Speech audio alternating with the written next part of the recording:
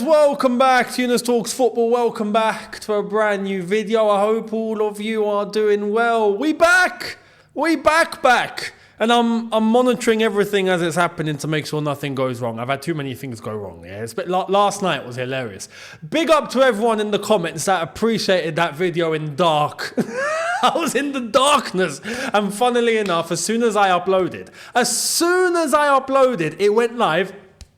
Knock, knock, knock on the door. Technician is here. So it got sorted, and then the electricity came on, and whoop-de-doo. Just like Chelsea scored 4 in the second half against Wolves and put on a performance of a lifetime, my electricity done the same thing. So happy days. But we're back. Familiar surroundings now. Familiar setup. There's the button. You see, that's the one that made it out of the old setup that I showed you a couple of days ago before we left. But we're back. And we got news to get through. Now, I'm having to try and recalibrate because my days and times are all over the place. Genuinely, for the past, I don't know how long. I don't know what day it's been. But we've got I was about to say Champions League game. I wish. I wish we had Champions League tomorrow. But no, we've got Conference League on Thursday. So we've got the preview for that will be coming out on Wednesday, as we've got to finish our job against Servette. And today is Monday, so tomorrow you'll be getting a normal video just like today. Wednesday preview, Thursday match review. So let's get into it. What's the latest? Well, without further ado, why don't we just jump in and I got the graphics for you again. Like we actually get to put things on screen. So welcome back to the graphics. Here's graphic number 1. Victor Osimhen is not accepting Al Ahly proposal as he's required important salary and release clause. The release clause is crucial or deal will not happen at all. Sources confirm, as revealed yesterday night. This is apparently on some news that Al Ahly have agreed some sort of a deal with Napoli for Osimhen, but Osimhen's just going, no.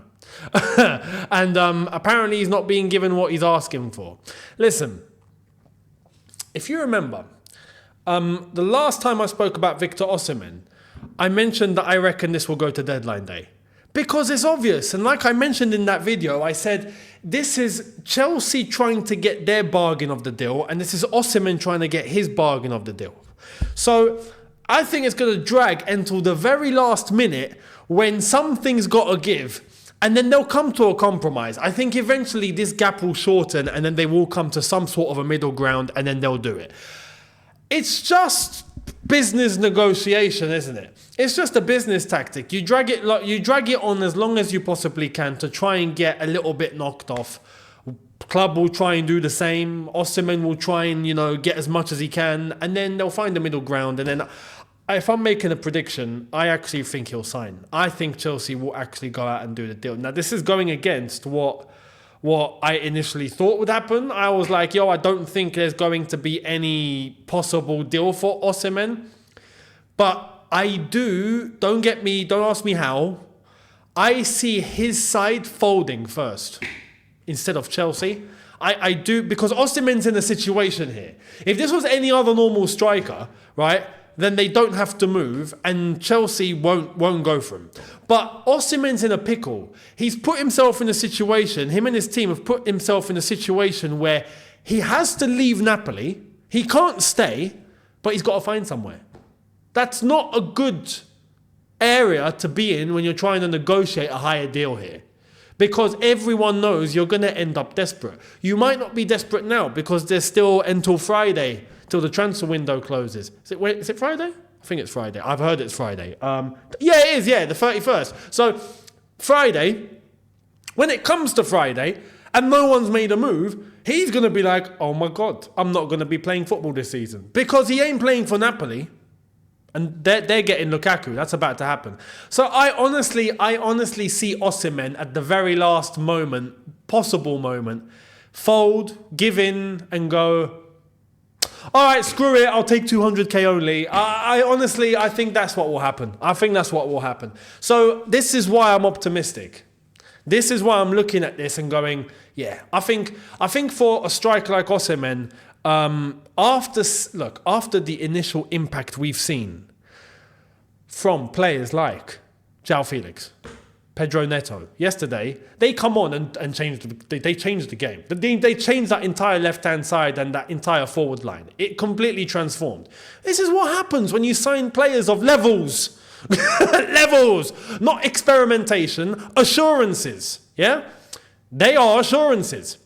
This is why I thoroughly believe that they're upgrades on what we've had.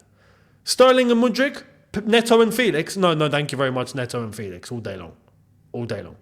And, well, I'll get to Mudryk in a bit. But this is why now I feel like Chelsea know they need to get that striker. And if they get Osimhen, then I think we have actually transformed the front line completely. And I'll be happy because that's a massive upgrade. So, that's that. Let's wait and see what happens. But, a couple of more things. Fraser Fletcher said this. I just wanted to show you this for information's sake. He said this. Chelsea and Napoli have made progress over deal for Victor Osimhen, and the London side are willing to make him a top earner. A large signing on fee could also be in play. Still work to do and some whispers of other EPL sides making a late move. Who? Arsenal? Yeah, maybe. They're the only ones that I can see possibly trying to do something. But no one else is in the picture yet. Or is that coming from Osimhen's side, maybe, to make it look like there needs to be a bit of urgency? I don't know. Who knows? I think we're going to see a bit of tactics going into the next couple of days before time really starts running short and it starts to get really sticky for Osimhen, and then I think he's going to take what he can get. But Fabrizio has said this. Osimhen is one for the last 48 to 72 hours. There we are. I agree. I agree with this completely. I agree with it. So let's wait and see what happens. Now, the only ones that can possibly hinder everything is, in fact, the Saudis. But I've just got, I've got an inkling. I'm guessing Osimhen doesn't want to go there. That's my belief. But anyway, let's see. Osimhen, look, I don't think there's going to be anything substantial to talk about Osimhen until maybe Thursday. Thursday with 1 day to go. And then I think it's all going to kick off left, right and centre. And I think we're going to start seeing desperation from his side. And I think we'll start seeing things starting to advance. So let's wait and see what happens. Let me know your thoughts on that one. Much appreciated. Now, Renato Vega, who had a very good cameo when he came on yesterday against Wolves, right? Fantastic. He drifted into midfield, and we saw that moment where he decided to twine two midfielders of Wolves together, put their faces together, and he just went past straight into the space. Beautiful turn that he made there. But overall, his contribution was good. He looks really quick and sharp on his mind, which is what I have to say about the players I'm about to show you. But Renato Vega described these players as Netflix. No word of a lie. And you know what? It works. It actually works. Netflix. And it's João Felix and Neto. Netflix. Makes complete sense. And it is. Yesterday, it actually was like watching Netflix. Just very relaxed viewing. Very. You know, so big up to Neto and Felix. They came on and just made a substantial difference, right? And why? Because they're ballers that know what they're doing. They're aware. They're intelligent. They are top-level players, especially João Felix, who I consider an elite player. This is why I was happy to take him back all day long. Absolutely. I'd never said, don't bring him back. I was like, yes, bring him back now, please. Because he ups the levels. He done a post-match interview yesterday, João Felix. And what did he say about the goal? Neto gave it to him. He said, I was in a good spot and it was easy to finish. Or something like that. What is it that he actually said? Let me actually, it deserves to be said properly. It was easy from that spot. It was easy from that spot. He was on the edge of the box. He just come in and he puts it top bins. He's like, it's easy from that spot. That is what we've needed, man. Levels, elite player. Elite player. So, João Felix, fantastic. And Neto, man, his brain is switched on. You can see a huge difference between him and Mudryk. This is my problem with Mudryk. Mudryk looks like he doesn't know what he wants to do. He may look like he has all the physical attributes. He may look like he has a low center of gravity. He may look like someone that can run at 600 miles an hour. He may look like someone that could run between 5 players. But does he actually ever execute? No. He just looks like he doesn't know what he's doing. Neto comes on. You can just see he knows exactly where to move, when to move, how to move, what to do, what not to do. In an instant, his mind is switched on. And that was evident in Felix's goal. If you see the build-up and you can see Felix start to run, long time before the ball was even an option for him, but he was already moving, knowing exactly where he had to be for the ball to be fed to him, for him to give it back to João Felix. Just awareness. And that is what a club like Chelsea Football Club needs. It needs players that are aware. And not just aware. You know, top level players, man. These guys are top level players. So, big up to Netflix. Now, I saw someone say it earlier on. Who was it? I forgot. Whoever mentioned it, you deserve the credit and it's yours, so big up. But someone actually said, and I read this earlier, I was laughing, if Chilwell wasn't such a bum, we could have actually had Netflix and chill. We actually could have. But yeah, Chilwell is omitted and he's banished and he won't be playing for Chelsea Football Club ever again. So that's that. So let me know your thoughts on that. Now, David Ornstein's given us an update on Raheem Sterling. Raheem Sterling, priority to resolve Chelsea contract situation before talks over move this summer. 3 years left on a 300+ per week Chelsea deal. Inquiries from clubs, but concrete dialogue yet to begin. No interest from Aston Villa. Aston Villa not pursuing. There was, I saw this earlier on this morning. Sterling possibility to Manchester United if we get Sancho. I don't know how to feel about that one. Because Sancho, I actually think is a decent player, but I'm not concerned. I don't know if Sancho's problem is Ten Hag and United or is his problem the Premier League. Because in Dortmund, he looked brilliant. Brilliant. But at United, under Ten Hag, who we know he's had issues with, and maybe that's why that's the problem. Maybe. We're not United fans or whatever, like deep within, we don't know. But he is a good player, but can he do it in the Premier League? He's not shown it so far, but that might just be a Man United problem.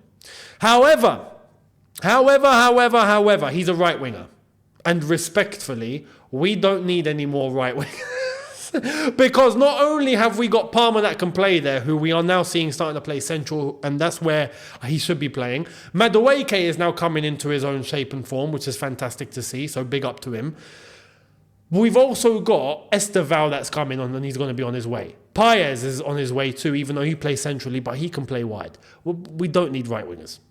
So respectfully, United, if you want Sterling, it's going to have to be cash, please. And that would help us, because if we're going after a player like Osimhen, then we do kind of need to have some sort of good money coming in. That way Chelsea don't look at it and go, oh no, it's too much, we're not going to do it. Even though he's good, we're not going to do it. Like, hopefully we have very good financial capabilities and a good financial situation. So Sterling, let's wait and see what's going to happen. But there's been nothing concrete as to where he could possibly go. So let's wait and see. Let me know your thoughts on that one. There is something concrete, though, on one player. This is weird. I didn't think this would happen, but check this out. Understand Bournemouth are closing in on a deal to sign Kepa from Chelsea. Still key details to sort out, but loan deal until June 2025. He's extending his contract at Chelsea into 2026. Now close after late-night talks. If all good later today, Kepa will travel for medical tests. We're actually signing this guy to a new deal. Are we all right? What are we doing? You know what's going to happen, yeah? He'll go to Bournemouth. He'll probably play. He'll probably let in goals. They'll send him back, and we've got the problem still on our hands, this time on a longer contract. Like, listen, Kepa is the sort of guy where we've just got to cut our losses. Just like Lukaku, just cut your losses, man. As less as you can, but cut your losses. You know? Lukaku for more reason. Kepa, let's wait and see. If he goes to Bournemouth, I hope he plays well. He's going to have to. If not, we ain't getting a good fee for him. So, yeah, let's wait and see what happens with that one. But I'm guessing, I'm glad we found somewhere, you know, because it was looking long for Kepa, I'm not going to lie. It genuinely looked like he could have ended up like De Gea. So, let's see. And to wrap up, a couple of more things from elsewhere. Here's one. Liverpool make initial approach for Federico Chiesa as possible option for final days. Chiesa available on the market as Juve want to find a solution, and Liverpool made contact today. Liverpool exploring conditions of the deal as Chiesa would be keen on a Premier League move. Like I've said before, even though his injury record is his injury record, but on his day, he's a brilliant player. And if he doesn't get injured, he's a brilliant player, right? So that's fantastic. But Liverpool, I don't know about you. Yeah, they've got the results, but they haven't looked deadly, have they? So far. I do want to say so far. Let's wait and see. But I expected more so far from Liverpool, even like to get things up and running and to get things going. I don't know. It feels like something's missing. Is it Klopp? But something's missing. When I watch Liverpool, I'm like, it feels flat. Doesn't feel like anything's going on. I've got the feeling right now, Liverpool, the way that they're playing, they come up against a top team, they'll probably lose. So, anyway, let's see. Like I've said, maybe it's too early. Maybe they're coming into their stride. And why I'm saying that for Liverpool, look, when it comes to Chelsea, for example, I'm critical. But we can say at least with Chelsea, there's players that haven't played together. When it's Liverpool, I'm sorry, most of this squad have played together. This is why I'm surprised. I'm looking at it now, I'm going, where's your chemistry gone, guys? Like, they look like, some of them look like they've not played together, even though they have. It's weird. But let's wait and see what happens. Do you agree or disagree? Let me know down below. And interesting news coming out from Arsenal. This is an interesting one, and I'll explain why to end the video. Arsenal expected to accept offer from Crystal Palace to sign Eddie Nketiah. Bid worth 25 million, 5 million add-ons, similar to deal Nottingham Forest had in place. Crystal Palace, Arsenal in direct talks, and no issue anticipated on personal terms for the 25-year-old striker. Do you remember when everyone was looking at Nketiah and going, oh, no, yeah, he's the next big thing.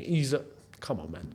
I was finding it ridiculous. They gave him the number 14, Thierry Henry's number. They gave him £100,000 a week. They gave him all this royalty. And I'm like, what's he done to deserve it? And now he's getting sold. So look, Arsenal are making the right decision here as far as I'm concerned, because when he did get the opportunity to show that what he could do, it was okay. It wasn't crap, but it wasn't brilliant and what's expected of a player of that level. So Nketiah, Crystal Palace, I completely understand it, and I think it's a good deal for Arsenal. 25 million plus 5 million add-ons, it's probably fair enough. So let's see. Do you agree or disagree? Let me know down below, and let's end it there as I put the subscribe animation back on screen for you guys. You know what to do. And notification bell on as well. Make sure you guys hit the like if you've enjoyed this. Brand new video coming tomorrow, so make sure you're here. And I'll see all of you then. Look after yourselves. See you tomorrow. Check out the socials as well. Instagram specifically. I've put it on screen and in the description. I'm very active on there. You can catch all my updates when I'm not on here, on there basically. So make sure you're there. And I'll catch all of you tomorrow for a new one. In a bit, people. Look after yourselves. Take care. And peace.